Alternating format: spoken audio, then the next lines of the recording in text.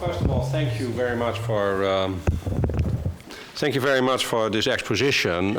You mentioned at one point education and your tolerant interest in the sciences. Now, what I would like to know is to what extent in your academy or in Tibetan Buddhist education in general, what the relation is between secular topics like mathematics and natural science and the religious topics. Are young people who enter your monastic institutions also, besides mantra, tantra, yantra, also learning something about mathematics and physics and chemistry?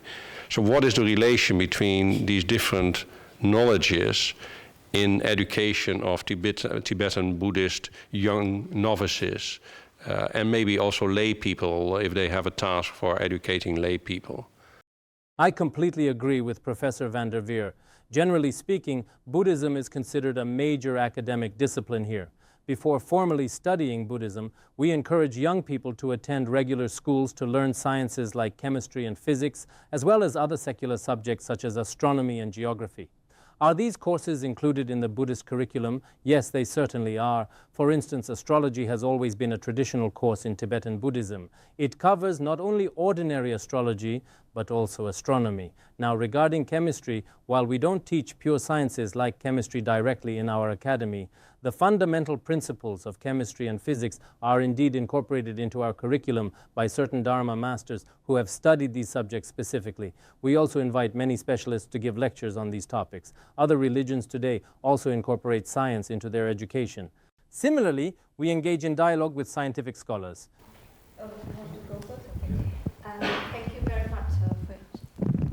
Thank you very much for your talks. I don't know much about Tibetan Buddhism, but I'm a little bit enlightened today. Also because that I'm glad to hear that more and more Chinese people are interested in Tibetan Buddhism. At one point in your talk, you was mentioning that there is a general trend, and also particularly in China, the economic development driving people into an empty and meaningless life. So that kind of fast food life, where people are under so much pressure and found emptiness of their soul. So that's the reason, one of the main reasons why they are driven to Tibetan Buddhism. That point is very common in the sociology of religion, but at the same time it also raised another question that is, at least to me, it seemed like is that true that your follower, your religion is more attractive to richer people, the people who have the luxury of realizing that life is not all about money, but also about something else? Because a lot of other people who are poor and just see the need of putting food on the table, they don't have that chance to think that they want to have a more meaningful life and so on. So that's my first question, that is that true, that what you mean? I believe Chinese practitioners of Tibetan Buddhism come from very diverse backgrounds. There are elderly people among them. Since Buddhism emphasizes teachings about the afterlife, it naturally attracts senior citizens. It also attracts people from poor backgrounds who have experienced suffering and turn to Buddhism for guidance. There are also intellectuals who sense that there must be much deeper knowledge beyond their current understanding. They are rational yet open to new possibilities. There are also wealthy people who are interested in accumulating spiritual merit. From what I've observed, Buddhism has always attracted people from all walks of life.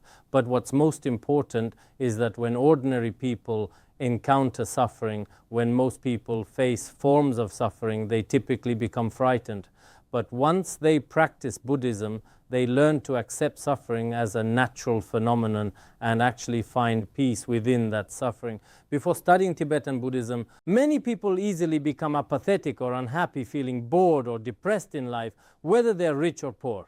Later, when they understand that life is based on various causes and conditions, and once they truly grasp this understanding, no matter what happens in life, they develop the courage to face anything. I think this is the key difference.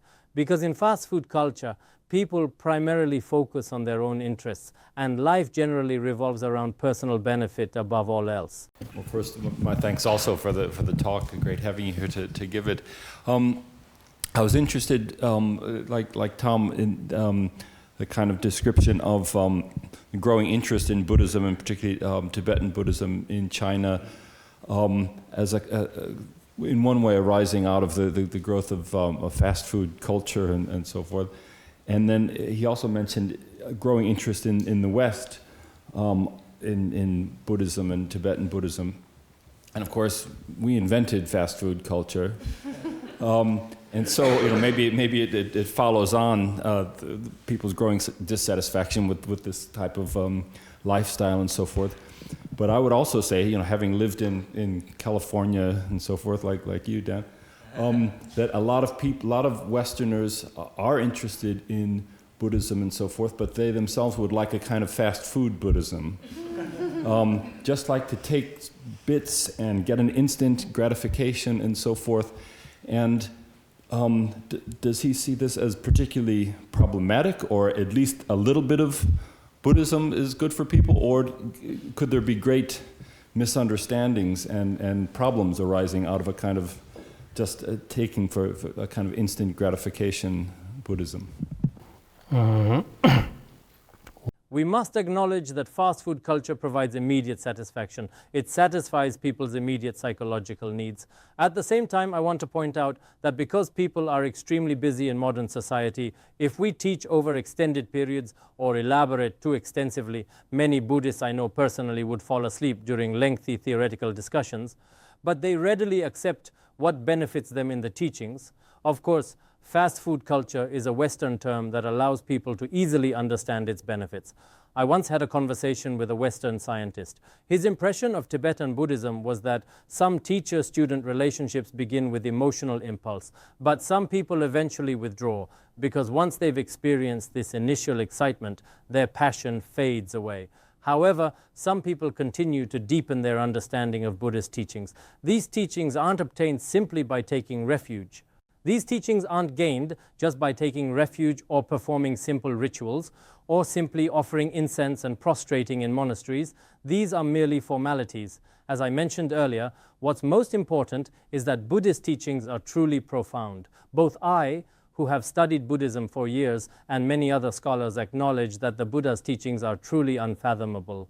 When you truly understand these teachings, you become an authentic Buddhist. In my opinion, some aspects of fast food culture may disappear as quickly as they appear, but there are still cases where people not only gain immediate benefits, but continue to be nourished by deeper meaning over time. Eventually, they become self-reliant through the Dharma.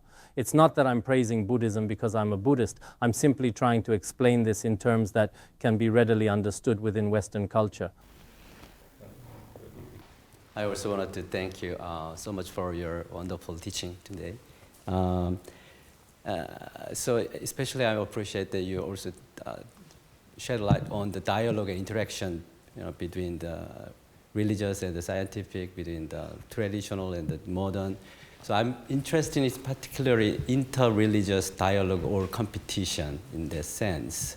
So particularly you are also focusing on also, the universities in China and university students and intellectuals. So far in my understanding, universities has been always a competing stage for all different kind of religious missionization processes.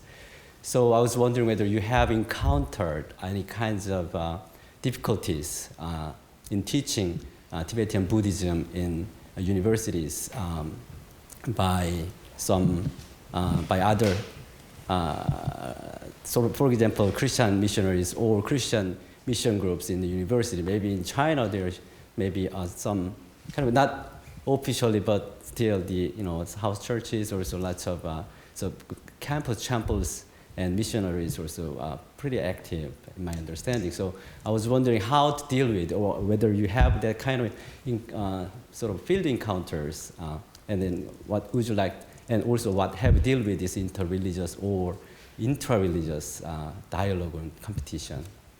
As I mentioned earlier, nowadays Buddhism has spread throughout the world without encountering any major obstacles. For instance, In China, traditional culture includes Confucianism and Taoism, which together are called Ru Shi Dao in Chinese, that is Confucianism, Buddhism, and Taoism. These form China's traditional cultural foundation. Historically, there were certainly some debates between Taoism and Buddhism, but today, many Taoist practitioners accept and respect Buddhism quite openly. Buddhists also learn from Taoist ideas. I've read the Tao Te Ching and Confucian texts like the Standards for Students. I actually translated Standards for Students into Tibetan. Throughout this process, whether giving talks at universities or teaching at various centers, I haven't encountered obstacles. As we know, Chinese Buddhism has its own monastic system that's separate from Tibetan Buddhism. However, I've visited many important temples, particularly ancestral temples, of Pure Land and Zen Buddhism, and was warmly welcomed by their senior monks. So historically speaking, there were many conflicts between religions and between religious and non-religious groups. But in modern society, most people are very open-minded and inclusive, especially the younger generation. They're very receptive to different cultures, whether it's religion or science. Most people approach them with an open mind. Speaking from my own experience, I can't recall encountering any major difficulties from religious groups or being troubled by such issues. I can't honestly recall any instances. Maybe I'll just stand so that you can see me. My question relates to your statement concerning suffering and how students are taught to accept them in the Buddhist mode of thinking. I will draw from my interviews, my preliminary research among some members of Soka Gakkai in Singapore. Soka Gakkai, as we know, is perceived and presents itself as a very modern form of Buddhism. Right? Nichiren Buddhism certainly, but very modern in terms of its practical applications. Whereas Buddhism, as I heard it from you, sir, teaches that suffering needs to be taken as part of one's life. Soka Gakkai youth, at least the ones that I've interviewed, and I think this is one of the reasons why Soka Gakkai Buddhism is attractive to many young people in Singapore, is that it teaches them to be overcomers. So to have this conquering spirit, that suffering is not the issue. The issue is really how to conquer that. The challenges in life, the challenges in school, the challenges in the workplace, and so on and so forth, which I think it may run counter to our traditional Buddhist understanding of suffering, and is very modern in that sense. Thank you. In Buddhism, there are many approaches to dealing with suffering. Different levels offer different explanations. Different Buddhist schools have different approaches. Theravada Buddhism has its own explanations, while Mahayana and Vajrayana each have their respective approaches. I'd like to discuss some Mahayana methods. People generally think life should be happy and that they should pursue happiness. But in reality, there's so much unhappiness in our lives. When we encounter these unhappy situations, we can use two methods to address them. The first is to examine where the suffering originates. For example, when you search for the mind that suffers, does it have a color or shape? What does it actually look like? Scientists believe the mind is based in the brain, but this is difficult to prove. When I observe my own mind, I can't find the suffering anywhere. This is a rather sophisticated and abstract method. The second approach is to recognize that all the stresses we experience naturally arise as part of life. It has nothing to do with unfairness. Nowadays, suicide has become quite common among young people. In reality, life offers so many possibilities. If we focus on just one thing, whether it's relationships or work stress, and become overly attached to it, we end up creating our own suffering. So understanding the nature of suffering is essential for us. If you have a higher level perspective and search for where this suffering mind exists, you'll discover it exists nowhere. Or if your understanding doesn't reach this level, it's still important to understand that suffering isn't necessarily worth suffering over. We shouldn't run away from suffering when it arises, nor should we respond to it in extreme ways. Instead, we should accept suffering as a reality and face it with wisdom. First of all, I would like to sincerely thank Khenpo for this lecture. Because I am also doing research on the sociology of religion at Peking University, Tibetan Buddhism, due to its certain distance from the inland regions, and also because there aren't as many lamas. Considering this, do you think this will cause some obstacles to the spread of Tibetan Buddhism, also Han Chinese Buddhism? In the process of the spread of Tibetan Buddhism, what kind of role does it play? Thank you very much, Khenpo.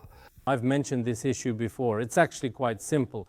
Tibetan Buddhism has no intention of dominating any religion or to convert people from other religions or non-religious backgrounds. There are some religions and ruling classes in the world that, in order to meet their own goals, expand their communities through various forms of propaganda and education. Speaking for myself and most Tibetan Buddhist scholars, we have no such intentions whatsoever. We regard Buddhism as pure spiritual education.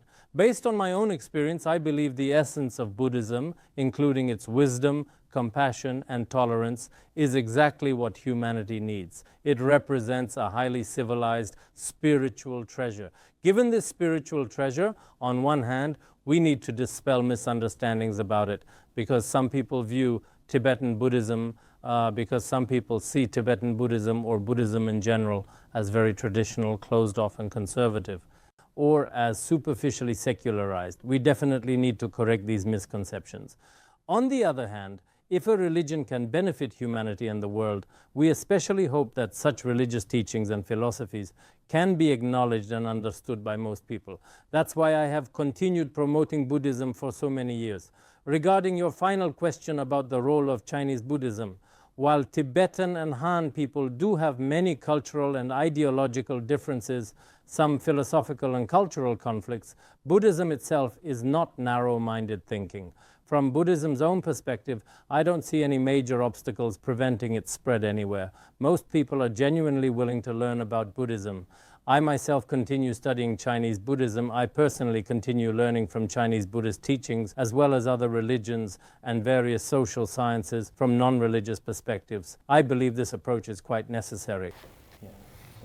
Thank you. Appreciate it.